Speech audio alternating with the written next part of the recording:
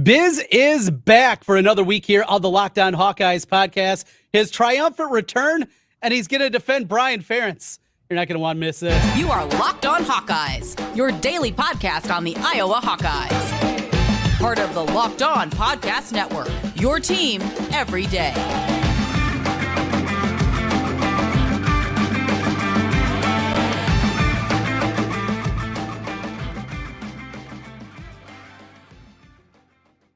Hey, welcome in. I'm Trent Condon. This is my buddy Jase, and we are Locked On Hawkeyes. Thanks for making Locked On Hawkeyes your first listen every day. Available wherever you get podcasts, and you can also see our mugs on YouTube. While you're there, make sure you hit that subscribe button. Helps us get in front of more Hawkeye fans. Today's episode is brought to you by Gametime.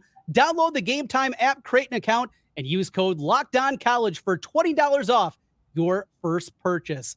Biz, it's been too long. What's happening, my man? Not much. I was beginning to worry you forgot about me, but you're back to scraping the bottom of the barrel. So happy to be back and happy to be talking about a 2-0 Hawkeye football team. The more things change, the more things stay the same. We're not the prettiest football team, but we're an undefeated football team, Trent. You were texting as we normally do throughout the course of games that we're not at together, and you were also in South Carolina. Now, you were pretty liquored up, right? I mean, you had a few cocktails during this one because some of the texts that you were sending during the game, I was completely baffled by. Well, yes, I was on vacation and I was enjoying myself. But as you said at the beginning, I guess, I think defend is probably the wrong word, but you and I have a disagreement on how Brian Ferentz has done so far this year. So let's get into it, Trent. You can go first. Tell me why Brian has been the problem through 2 games, I guess. 125th in the country in total offense, averaging 22 points per game. They've done enough to win. That's not what this is. It is with a different offensive coordinator. Would it be better? And I think that's where the argument lies. Would this be much better knowing what Kirk wants to do? And that's always been my argument with Brian. It's not that he doesn't know football. I just don't think he understands when or how to call plays. There is really no rhyme or reason to what their offense is. And as we saw, the things that work best are moving away from their staples, going to much more counters. The big play on the third and 1 situation, the touchdown by Jase Patterson. Those came on counter plays. We've only been complaining about it for 5 years, and yet here they are finally doing it. So I guess credit to him for finally doing it. So what you just said seems to be a positive. I mean, that is a positive. You just listed the 3 things that I was going to talk about, Trey. You did my job. You did my job for me. I mean, first of all, the caveat to all this is anybody that's listened to us in the past, I think you and I both agreed he should not have been our offense coordinator this year. Like 99% of the people that are Iowa fans, you were ready, I was ready, everybody was ready for him to move on. But the fact of the matter is he's here. And so all you can ask is for him to hopefully learn from his past mistakes and be better this year. That's simply my point here is he has been better. The things you just said, our scripted offense for both games has been great. Nobody can disagree with that. We've come out great and done really well the first 15 plays. And that's a credit to Brian Ferentz. I mean, the flip side of that is you can say that, well, after the scripted plays, we've been less than great, but the scripted plays have been wonderful. Like you said, we worked against tendencies a lot this year. I don't think we ran a single outside zone run against Iowa State. We ran counters, we ran just straight dives. We went right at them, and that's a credit to him. And that's learning from your past mistakes. And in the past, we haven't been able to run outside against them at all, so we just didn't. We didn't do it at all. And then, like you said, the 3rd and shorts. We took some shots on 3rd and short. We took one to Lachey, one to All. We had another one that was almost a 90-yard one on it. And, I mean, those are I don't know what else you can say other than give credit to Brian for making some changes. So the way I look at it, Trent, we have talked about it in the past. Last year's offense was historically bad. Mm-hmm. But I think everybody would agree there was 4 main reasons for why it was historically bad. 1 was terrible quarterback play. 2 was terrible offensive line play. 3 was terrible wide receiver play. And then 4th was the offensive coordinator. And I guess when you look at those 4 categories this year, where would you put as far as which areas have improved or gotten better the most if you had to rank them from 1 to 4? Oh, I would say when you talk about the offensive line, the pass blocking has been tremendous. I mean, it's been as good as we've seen in a long time. I think. Now, who knows how good the fronts are for the first 2 weeks, but you couple that with the run blocking. I guess if you put it together, it's a little bit more difficult. Pass blocking would be at the top of the run blocking, a little bit further down. Well, what else was on the list? Well, so of the 4 things, I'll give you my opinion on it first, and you can. Okay. So of the 4 things, the 4 categories that we were probably bottom 5% in Division I football last year, I think the one that's clearly made the most significant improvement is just simply quarterback play. K McNamara hasn't been perfect, but he's been a huge upgrade over what we had last year. So I put him number 1. But in the other 3 categories, I put Brian Ferentz as number 2. I think he's made the best improvement year over year, and he's done a nice job through 2 games. Like you said, the offensive line, I agree, the pass pro has been great, but the run blocking is still questionable. And I will say the pass protection, I think part of that is due to K McNamara's ability to move a little bit in the pocket. Is he been able to run? Absolutely not. But the perfect example, I'm sure you saw the video of the great play that Jase Patterson made where he took out the 2 guys. But at the same time, those 2 guys still got to the pocket. McNamara just simply slid 3 steps to the pocket, kept his eyes up, and made a pass. That wouldn't have happened last year. That'd have been a mistake.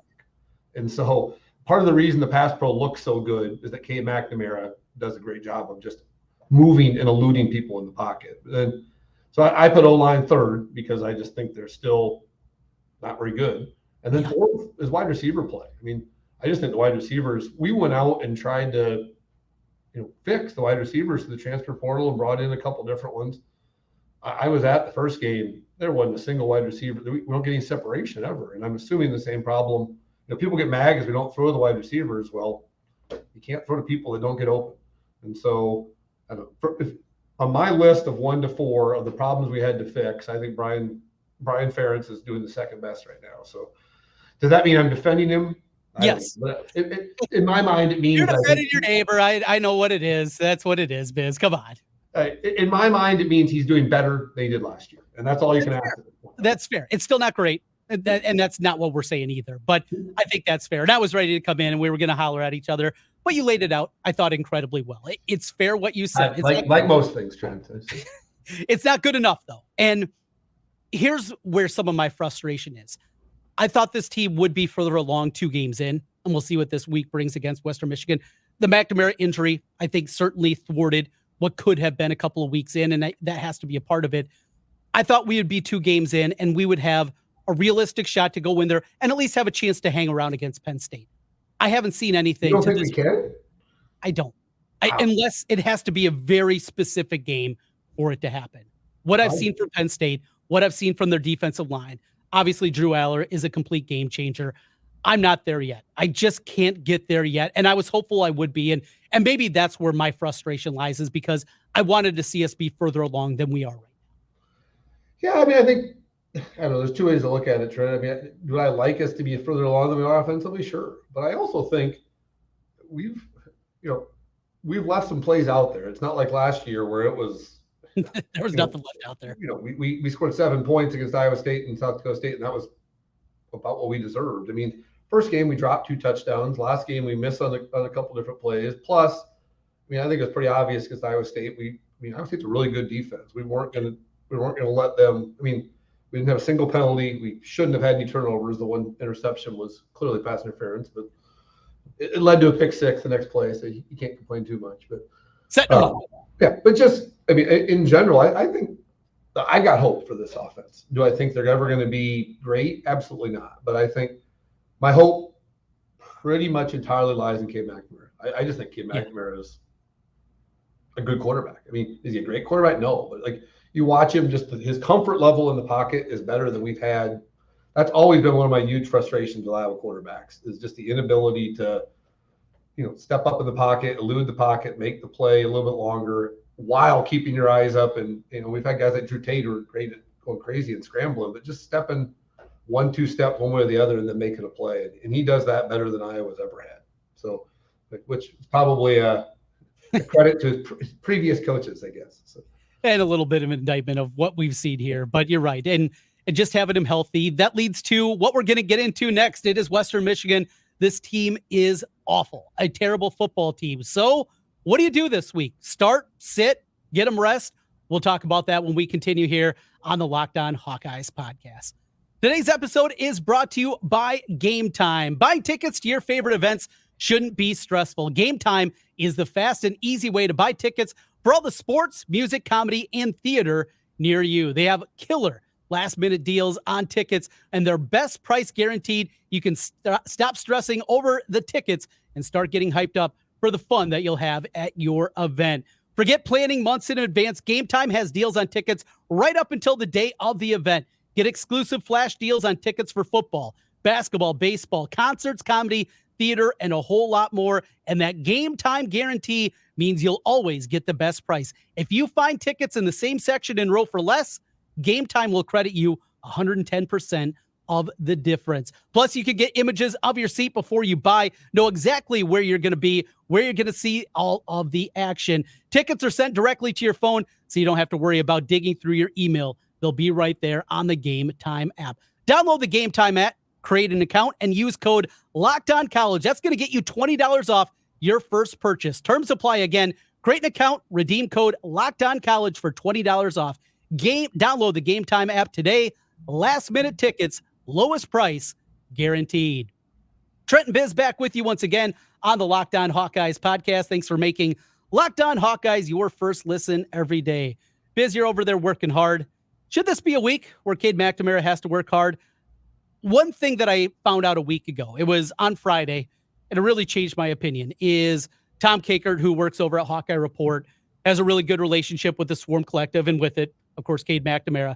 And he mentioned going into the game, he felt a lot better on Friday last week than he did the week previous.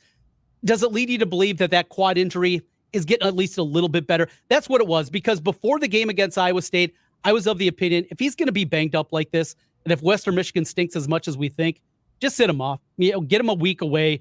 But now, knowing that it looks like he is getting better, he's just got to get some better timing down, I think, with the offensive line, the receivers, with everybody at this point. Where are you on the start him, sit him with McNamara this week? Absolutely start him. I mean, this team needs reps. They need, like I said, I mean, I have some hope in this offense. They've been off by a little bit on multiple plays, and timing's just off a little bit. But yeah, I think he needs to play. I think he needs all the reps he can, especially with Penn State coming up the week after. With all the different transfers and with his being injured for multiple weeks in camp, there just hasn't been a lot of reps with first team guys all on the same field together. So hopefully we do the same thing we did in week one, which is jump out to a 14-0 lead. And then this time we actually continue it. And, you get up 28-0 and he doesn't play the second half. But yes, he needs to play. Yeah. 24-0, 28-3, something like that at the half. And then put it in cruise control. And also knowing that this is an injury. You don't know when it's going to crop back up again, a bad hit, a bad turn. And all of a sudden, he needs to get a little, rehab on the sideline, whatever it is. And he misses a series. You got to get Deacon Hill ready, because that dude, he's not ready. There's a reason he was fourth string at Wisconsin. He does not look very good in the limited reps we've seen from Deacon Hill. Well, I don't know about Deacon Hill, but it's really, to me, it's more of an indictment on Joey Labus than anything.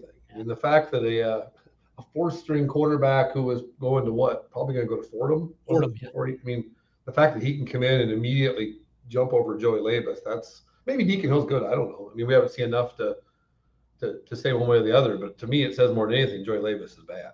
I mean, that they don't trust him at all. If they just, the guy that started your bowl game is now behind the guy that you went and grabbed at the last minute just to fill your depth chart. So yeah, either way, let's be honest, if Cade McNamara gets injured to the point where he can't play, we're right back to 2022 offense again. I mean, we're hoping to slap together 10 points and the defense can hold teams to 7. So yeah, let's be honest. Cade McNamara is the number one reason by far that there's hope for this offense. So yeah. I mean, you can say you want. I can argue that Brian Ferentz has been better, but Brian Ferentz, the offensive line, the wide receiver core are all marginally better. The quarterback play is significantly better. Yeah. That's a credit to Cade. So another question I had for you, Biz, is we're already looking forward to the Penn State game.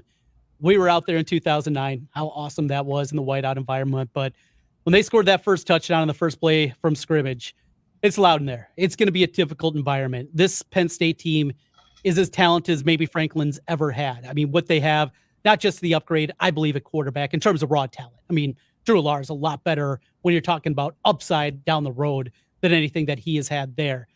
Their defensive line, their offensive line. This team is absolutely stacked. So taking away just what we kind of talked about offensively, the defense only has 1 sack. The defense has been good.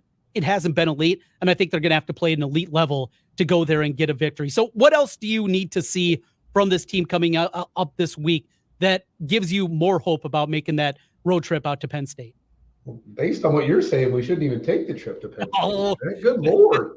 Have you watched us play James Franklin teams over the last decade? It's been good. This is a Franklin team. Outside the embarrassment that was 2016, we have either outplayed them or played equal to them pretty much every single year. So I don't have near the pessimism that you do going into next week. Do I think we'll win? Probably not. I mean, it's a hard environment, but Drew Allar's never played against a defense that's 1/10 as good as Iowa. West Virginia sucks. No, they played Delaware last week. I watched the West Virginia game. West Virginia ran for 120 yards on them in the first half. Like, I don't buy that Penn State's all that great, to be honest with you. Are they good? Okay. Yeah. Are they better than us? Probably, but I don't know. It wouldn't shock me at all if we go there and make it a 4-quarter game and it's 17-14 going into the fourth. So I don't know. I'm just not sold. My opinion of James Franklin. I think he's absolutely awful in-game coach. And I think the good news is, I think not only is he an awful in-game coach, but Kirk Ferentz hates him. Yes. And the people that Kirk Ferentz, if you get on Kirk Ferentz's shit list, the Hawks play a different level of football. That's unfortunately, Jeff Brom was always super nice to Kirk Ferentz because, but you've seen it. I mean, the way we play against PJ Fleck, the way we play against Matt Campbell, he gets his teams ready to play, and they will be ready to play at Penn State next week. So, all right. To answer your question, what do we need to see? We need to see an offense that can score more than 20 points. I mean, we're going to have to score. Penn State has a lot of talent. We're not going to hold Penn State. We can't beat Penn State 17-13. We're going to have to score. It's the magic number. It's we talked about before. If we can get to 24 points, I think we got a chance. Yeah. But we got to score some points against them. So the offense has to be, more consistent for 4 quarters instead of 15 plays. Do you have any concerns? I'd like to see an offense that can dominate a team for 4 quarters. And Western Michigan, you better be able to dominate Western Michigan. Like you said, they suck. Yeah, 45 points in a row they gave up in the first half against Syracuse. And though Dino Babers teams definitely can score, that definitely was an eye-opener there. Defensively, mentioned just 1 sack so far in the season. Utah State got the ball out incredibly quick all throughout the game. That was also the game plan for what Iowa State did with Rocco Beck last week.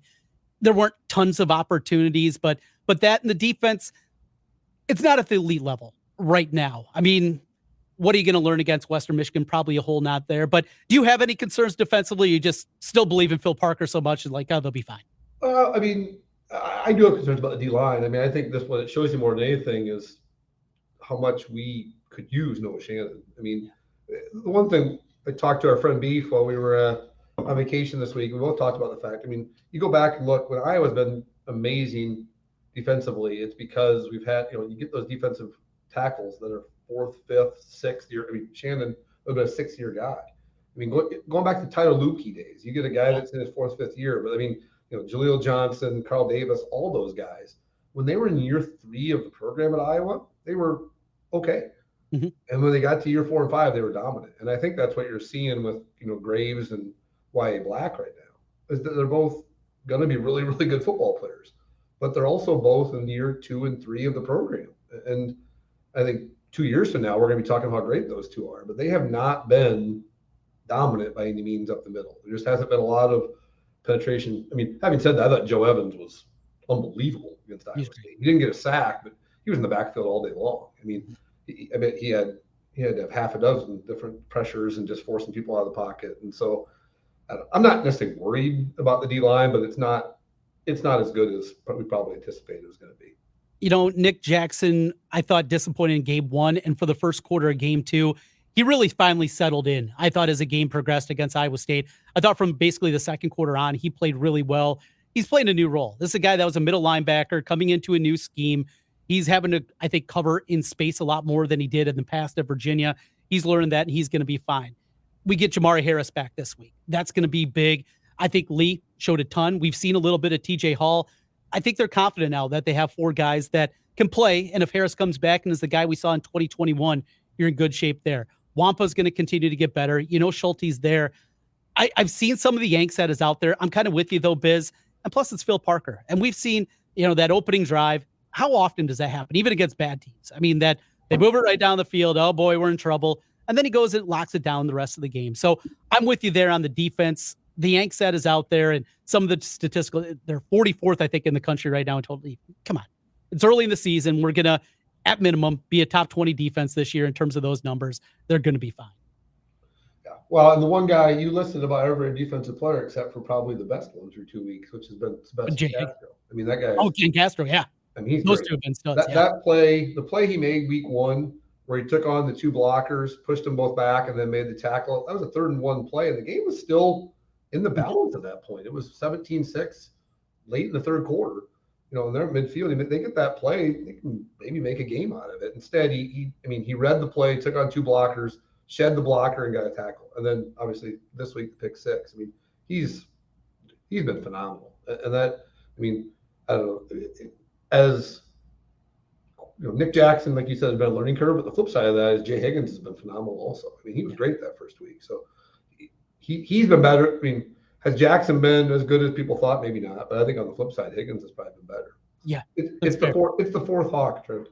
So adding the 4th Hawk was the key. Was if he comes back next year, does it become a Hawk? You have to do 5. I thought 4 was too many Hawks, and now it just rolls off the tongue. There's never too many Hawks. Don't question Mr. Higgins. He knows what he's doing. For people that don't know, follow Jay Higgins' dad on Twitter. He is worth the download of the X app just to make it happen. If you wanted to fire me and add him as your partner, I would not. I wouldn't blame you at all, Trent. If it could come to fruition, the factor would be significantly higher. There's no doubt. We'll come back, put a cap on things. Biz, we haven't heard your gambling picks this year. We'll see how it's going for Biz. We'll make our lock of the week presented by FanDuel when we come back here. This is the Locked On Hawkeyes podcast. Today's episode is brought to you by FanDuel. Get ready for the NFL season with incredible offers from FanDuel, America's #1 sportsbook. Right now, new customers, you can bet $5. You'll get $200 in bonus bets guaranteed. Plus, all customers who bet $5 are going to get $100 off NFL Sunday Ticket from YouTube and YouTube TV. Now it's the best time to join FanDuel. The app's super easy to use. You can bet on everything from spreads to player props and a whole lot more. So visit FanDuel.com/LockedOn and kick off the NFL season with an offer you won't want to miss. FanDuel, official partner of the NFL. Trent and Biz back with you again here on Locked On Hawkeyes. As always, thanks for making Locked On Hawkeyes your first listen every day. And Biz, speaking of the NFL, your NFL team's 1-0. How about your Rams? I know. Go into Seattle and not just win, but dominate with a bunch of wide receivers I didn't even know they had on their team. Tutu Atwell? Yeah. And the guy from BYU. Was amazing. And I never heard the guy. He put on a show. Who needs Cooper Kupp, right? Yeah, exactly. And now we got your old favorite receiver, Flipper Anderson's kids playing for the Hawkeyes. I mean, it's just all coming up Rams all of a sudden. I know. I keep hoping that they will show him in the broadcast. I want to see it. Is he going to step foot in Kinnick? Flipper, I mean. So. Yeah, absolutely. Well, you're going to invite him to our tailgate. I know if you ever see him in the crowd. So damn right. He was one of the main reasons I became a Rams fan when I was 7 years old. The name Flipper was cool. It was absolutely. It was all Eric Dickerson, but Flipper was just kind of the bonus. Those rec specs, and you had the red specs back in the day. Darn right. Pre-contacts, man. All right, let's get into it. Our picks here presented by FanDuel as we do it for another season. I'm sure you beat me last year. So we're just going to keep it simple. Since we're doing this earlier in the week this year, too early, I don't think either of us has really dug into the week 3 lines of college football. So give us one that jumped off the page, then we'll give a thought on the Iowa game. What's the one that jumped off to you this week in your pick lock of the week presented by FanDuel? Yeah, kind of going off the grid here, Trent. We talked about, I think through 2 weeks, Brian Ferentz has confirmed he doesn't give a damn about the 25-point rule, really. But I think there's a team out there that does care about putting up some style points, and especially with their new coordinator, and especially with how week 1 went. Clemson obviously looked terrible in week 1. They blew it. But I think with the new coordinator, they're going against Florida Atlantic this week, and they're only 24-point favorites at home, which that screams too low for me, which means I probably should be betting Florida Atlantic, but I'm not going to.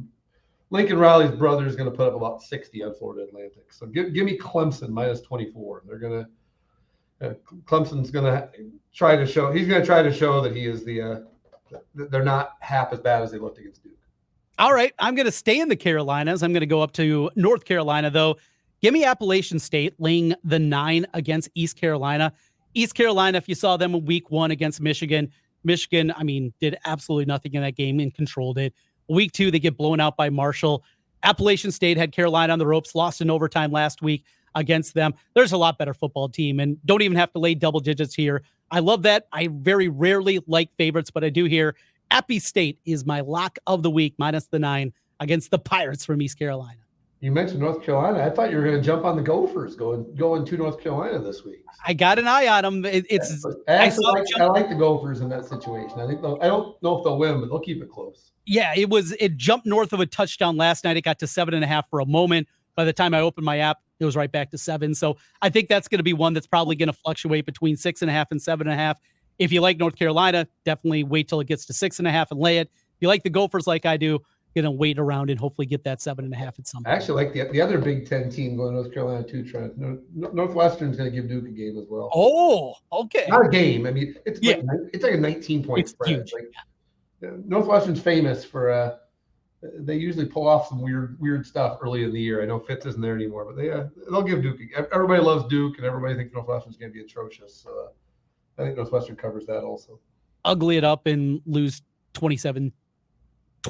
Something exactly. Like that. It won't be pretty football, and neither will the Gophers. I think, both those two teams can ugly it up enough to make them games.